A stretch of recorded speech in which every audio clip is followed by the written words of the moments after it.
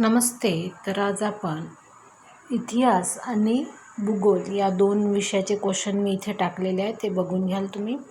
महाराष्ट्राची स्थापना कधी झाली? 1 मे 1960. महाराष्ट्राची राजधानी कोणती? मुंबई. उपराजधानी नागपूर. महाराष्ट्रातील सर्वात लांब नदी कोणती? गोदावरी. गोदावरीचा उगम कुठे आहे? त्र्यंबकेश्वर. कृष्णा नदीचा उगम कुठे आहे? महाबळेश्वर. सह्याद्री पर्वतरांगेला दुसरे नाव काय आहे? पश्चिम घाट. महाराष्ट्रातील सर्वाधिक पाऊस कुठे पडतो? कोकण. सर्वात कमी पाऊस कुठे पडतो? मराठवाडा. काळी माती कोणत्या पिकासाठी प्रसिद्ध आहे? कापूस. विदर्भ कोणत्या पिकासाठी प्रसिद्ध आहे? कापसासाठी. कोकणातील प्रमुख फळ कोणतं आहे? आंबा. महाराष्ट्राचा समुद्रकिनारा कोणत्या समुद्राला लागून आहे? तर महाराष्ट्राचा कोणता किनारा? अरबी समुद्राला. कोयना धरण कोणत्या जिल्ह्यात आहे? सातारा. जायकवाडी धरण कोणत्या नदीवर आहे? गोदावरी. महाराष्ट्रातील सर्वाधिक जंगल असलेला जिल्हा कोणता आहे? गडचिरोली.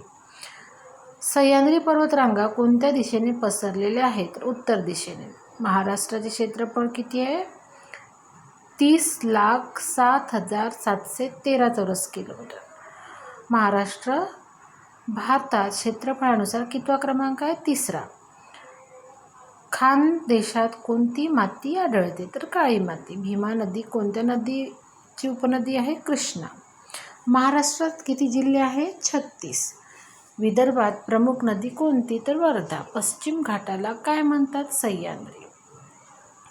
पश्चिम घाटाला सह्याद्री म्हणतात. महाराष्ट्रातील प्रमुख जलविद्युत प्रकल्प कोणता आहे? कोयना. कोकण पट्टा कोणत्या 2 घटकामध्ये आहे? सह्याद्री घटकामध्ये. त्यानंतर आपण 27वा प्रश्न बघूया. तत्पूर्वी तुम्हाला व्हिडिओ आवडला तर व्हिडिओला लाईक करा, चॅनलला सबस्क्राईब करा आणि तुमच्या मित्रांनासुद्धा शेअर करा, जेणेकरून याचा फायदा त्यांनासुद्धा झाला पाहिजे. तर आणि आपण या व्हिडिओमध्ये काही भूगोलाचे प्रश्न टाकलेले आहे, त्यामुळं आणि हे जे प्रश्न आहे ते खूप महत्त्वाचे प्रश्न आहे. अशा प्रकारे आपला व्हिडिओ इथं समाप्त होतो.